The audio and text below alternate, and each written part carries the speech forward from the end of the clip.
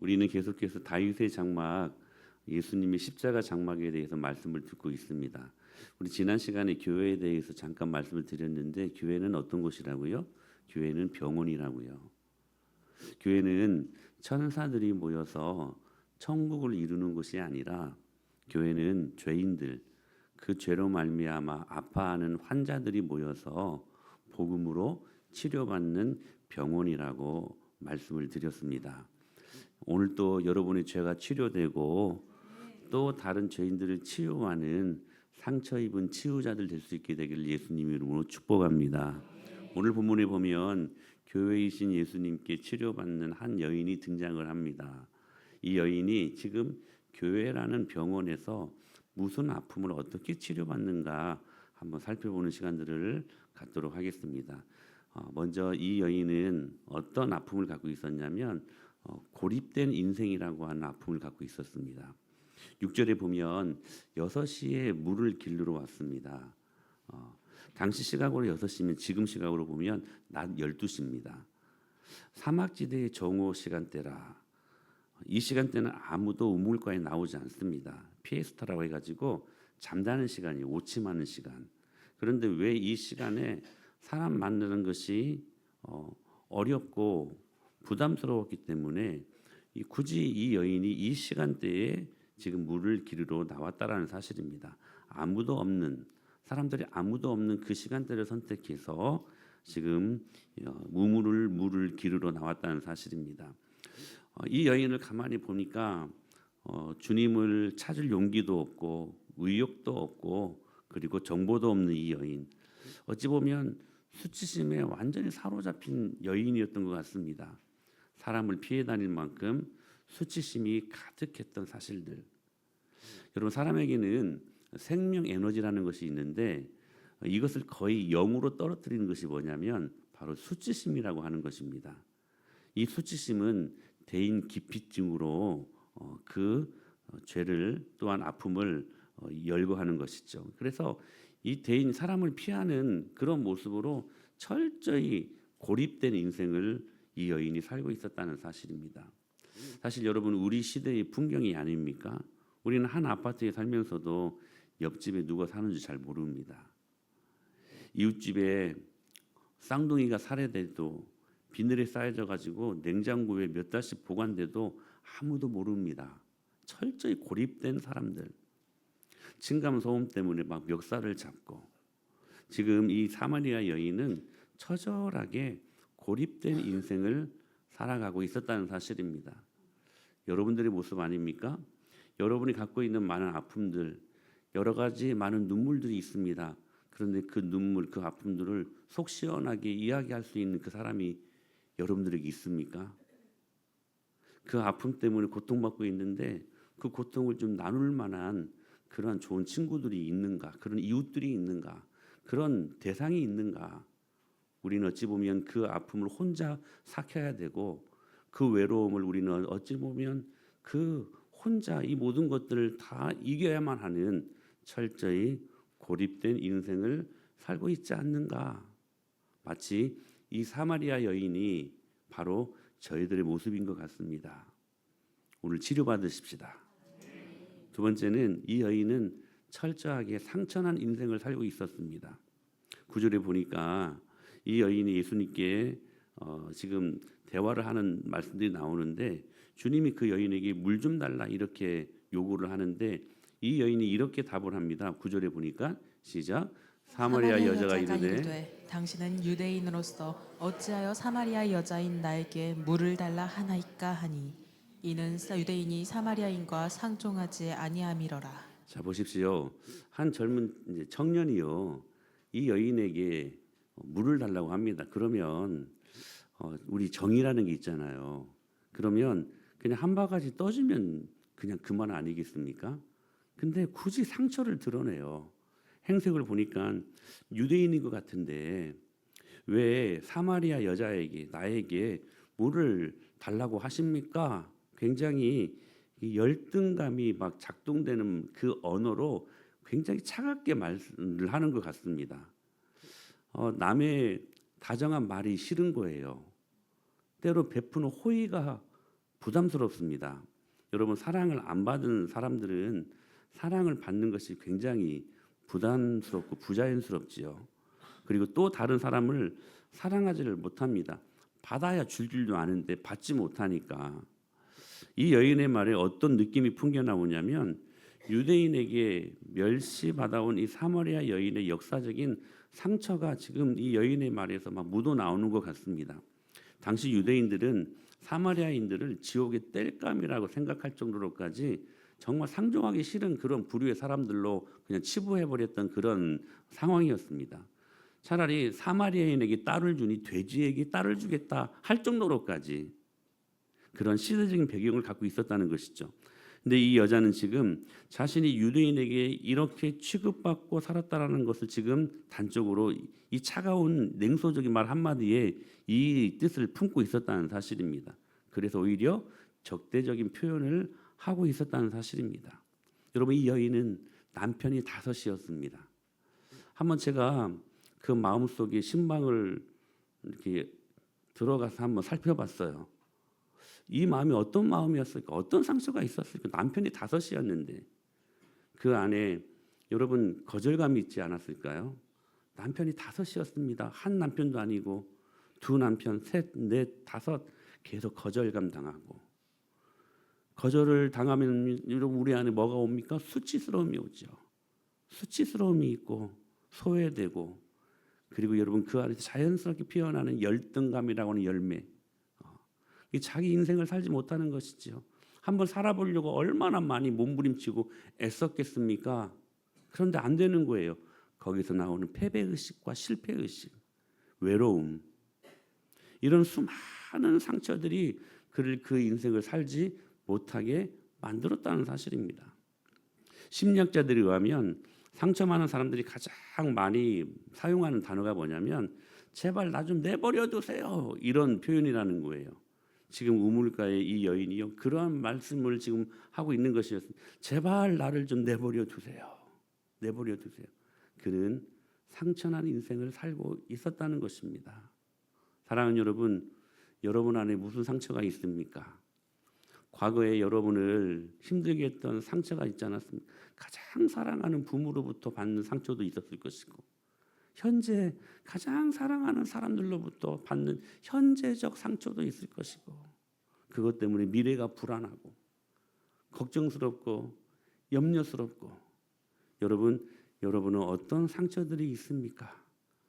여러분, 교회는 병원이라고 하셨으니 그 상처도 치료받으십시다. 3번째, 이 여인은 목마른 인생을 살고 있었습니다.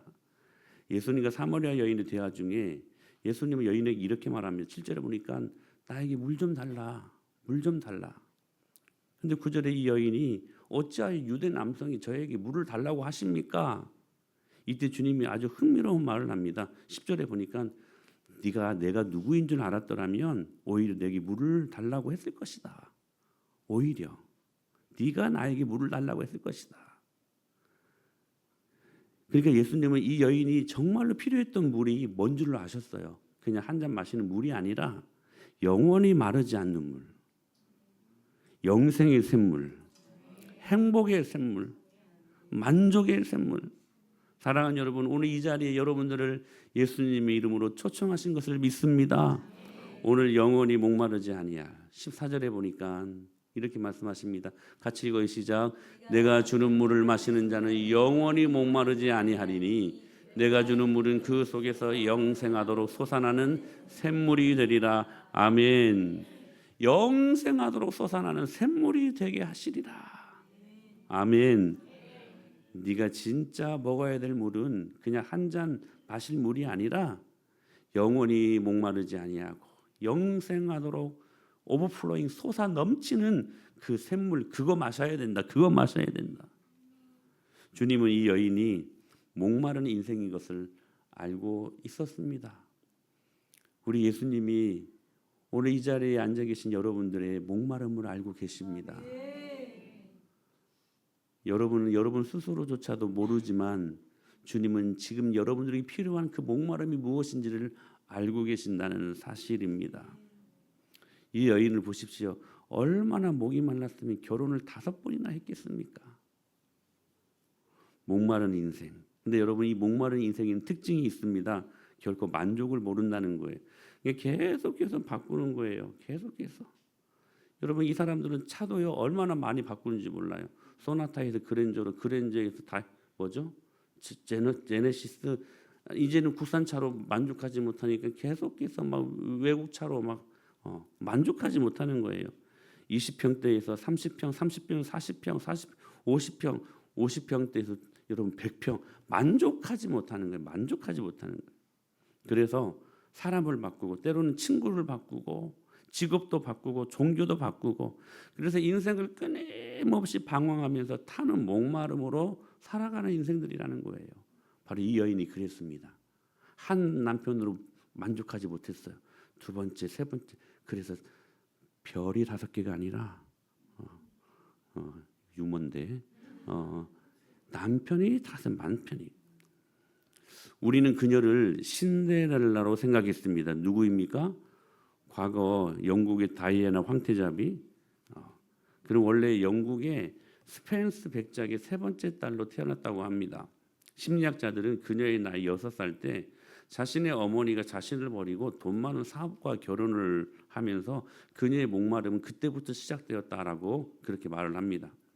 부모에게 버림받은 이 여인은요, 분노와 상처를 갖고 있었는 그 어떤 것으로도 치유되지 않았어요. 찰스 황태자와 지금은 영국의 왕이 되었죠. 거의 70 넘어서 왕이 됐어. 그때까지 왕자였어. 참 불우합니까? 불행합니까? 거의 70 넘어서 왕이 됐어요. 그때까지 왕자였어, 왕자. 그러니까 결혼 후에도 이 다이애나비는 계속해서 여전히 목말랐다는 사실. 그래서 끊임없이 외간 남성들과 바람을 피웁니다. 그녀는 머리 손질 한 번에 $5,400, 6천만 원을 썼고요. 머리 손질 한 번 하는데 여러분도 오늘 어떻게 머리 손질하고 오셨습니까? 머리 손질 한 번에 6천만 원 사용, 6천만 원. 놀라지도 않아. 6천만 원. 의상 구입비가 1년에 $37만, 9억을 썼답니다. 9억. 여러분, 오늘 여러분 자랑할 만한 어떤 명품 브랜드를 입고 오셨습니까? 이따가 한번 자랑하십시오. 자랑하십시오. 그래도 목마름을 채울 수가 없어가지고 5번이나 자살을 시도했고, 영락없는 이 시대의 사마리아 여인이었습니다. 결국 그녀는 잘 아시는 것처럼 허무한 종말을 맞이하게 되었지요. 그러나 성경의 이 여인은 허무한 종말이 아니라 해피 엔딩이었습니다. 오늘 저와 여러분들이 이 은혜를 경험할 수 있게 되길 축복합니다. 그 차이는 무엇인가? 도대체 우물가 여인이 발견한 인생의 해피엔딩, 인생의 해답은 무엇이었는가? 단순합니다. 그가 예수님을 만난 것입니다. 좋은 병원에 가면 명의가 있죠. 명의. 그래서 그 명의를 따라서 좋은 병원이 나뉘어집니다. 근데 그 명의, 좋은 의사의 스펙이 쭉 나오죠. 뭐 서울대, 뭐 몇 번의 수술 경험, 뭐 어느 병원에서 뭐 이렇게 공부를 했고 또 시술을 했고 여러 스펙이 나오지 않습니까? 근데 오늘 본문에 보니까 우리 은혜마을교회의 명의 되시는 예수 그리스도께서 그분이 누구신가 스펙이 나옵니다. 첫 번째, 우선 예수님은 그녀의 모든 것을 알고 계셨다는 사실이에요. 명의 되시는 예수님은 우리의 모든 것을 알고 계십니다. 그분의 그 화려한 스펙이 바로 그거예요. 오늘 저와 여러분들을 아신다는 거예요. 알고 계신다는 거예요. 예수님과 이 여인의 대화를 통해서 그녀를 당황케 했던 말이 무엇입니까? 18절에 네 남편이 5명이나 있구나. 이걸 예수님이 어떻게 알았을까? 이 여인이 얼마나 당황스러웠을까요? 꼭꼭 숨기지 않았겠습니까? 여러분, 남편이 5명이라는 것이 뭐 자랑스러운 일이라고 저 막 동네 다니면 저 남편 5명이에요 막 자랑하고 막 다녔겠습니까? 꼭꼭 숨기지 않았겠습니까? 창피하니까. 근데 그걸 알고 계셨다는 거예요. 그 수치스러운 고통을 예수님이 알고 계셨다는 거예요. 사랑하는 여러분, 여러분이 만몰탈 여러 많은 여러분 혼자 삭히고 있는 비밀들, 이건 정말 드러나고 싶지 않은 내 가정의 수치스러운 일들 있지 않습니까? 근데 주님이 알고 계셔요. 복음 아닙니까? 주님이 알고 계셔요. 사랑하는 여러분, 주님께 속이지 마세요. 주님께 다 말씀하세요. 주님은 알고 계시고, 두 번째 그 명의 되시는 예수님의 스펙, 두 번째 모든 것을 아시는 분이 그 여인을 찾아오셨다는 거야. 여러분, 오늘 이게 우리에게 은혜가 되는 줄로 믿습니다. 주님은 여러분들의 모든 아픔과 상처와 고민과 기도 제목을 다 알고 계시고, 결정적인 순간에 여러분들을 찾아오셔서 그 모든 문제를 해결하시고 치료하시는 좋은 명의 되시는 예수님이심을 믿습니다. 그런데 중요한 거, 이 예수님과 여인의 만남이 결코 우연이 아니야 그잖아요. 우연이 아니었습니다. 요한복음 4장 4절에 보니까 사마리아를 통과하여야 하겠는지라라고 말씀하고 계세요. 예수님이 하신 말씀이거든요.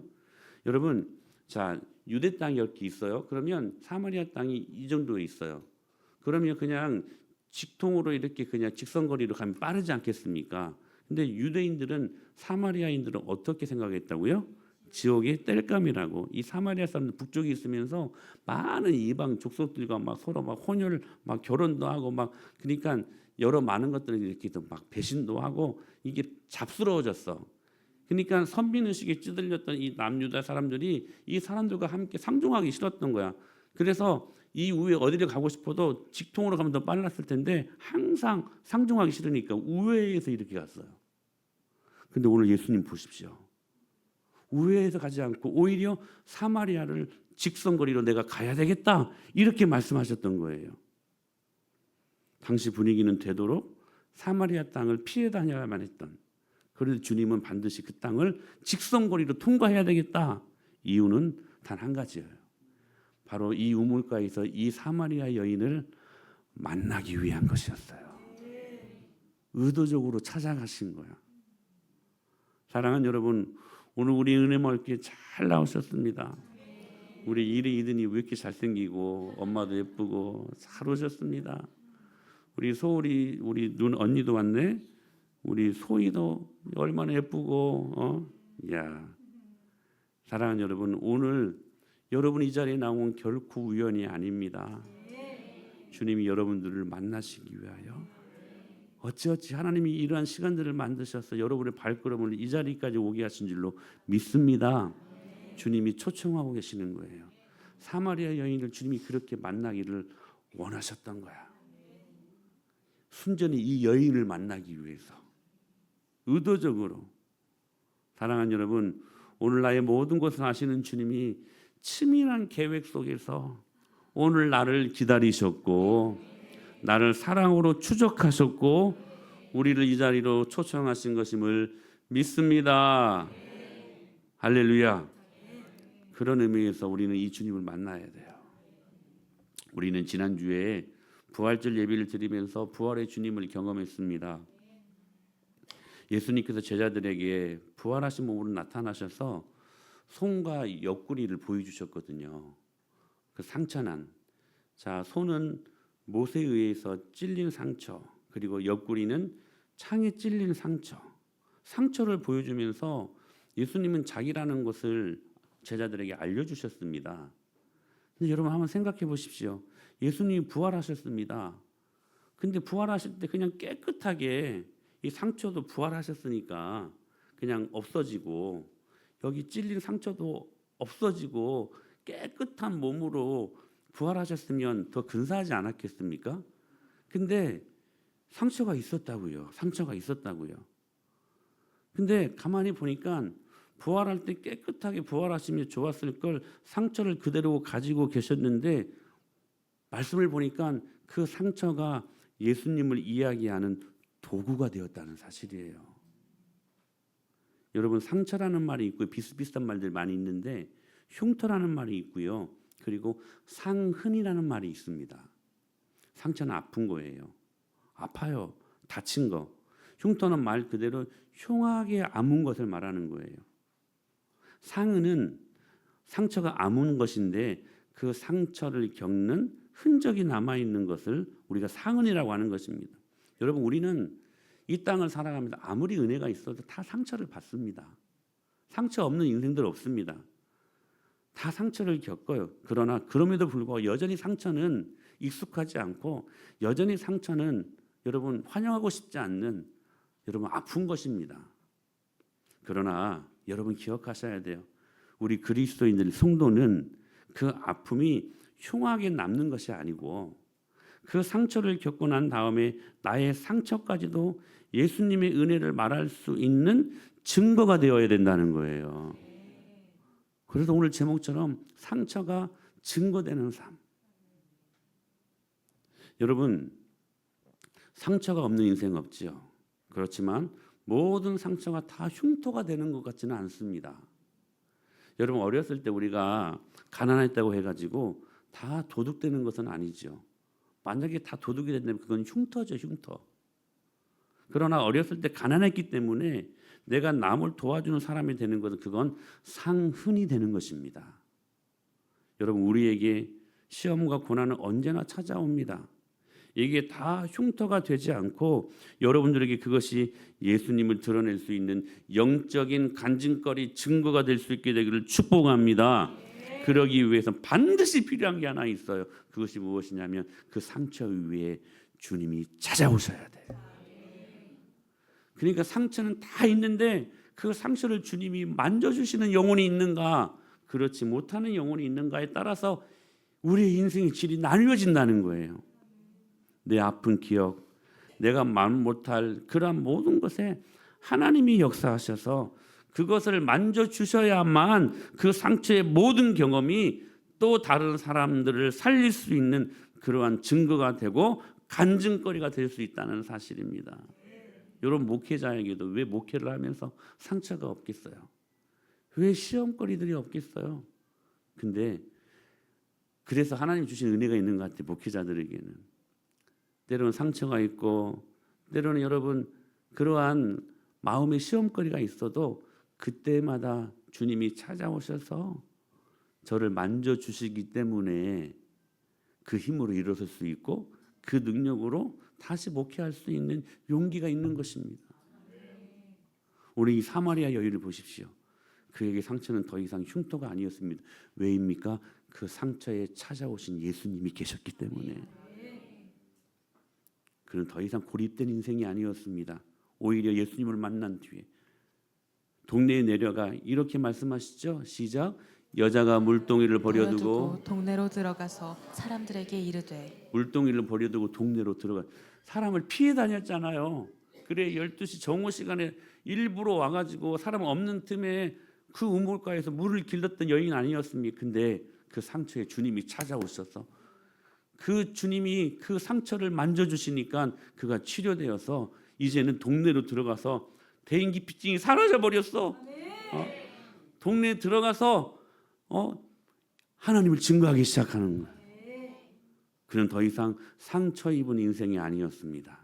오히려 이 상처가 주님을 증거할 수 있는 도구가 되었던 거예요. 그래서 29절에 이렇게 말씀하십니다. 시작. 내가 행한 모든 일을 내가 말한 사람들을 와서 보라. 이는 그리스도가 아니냐 하니. Come and see. 와서 보라.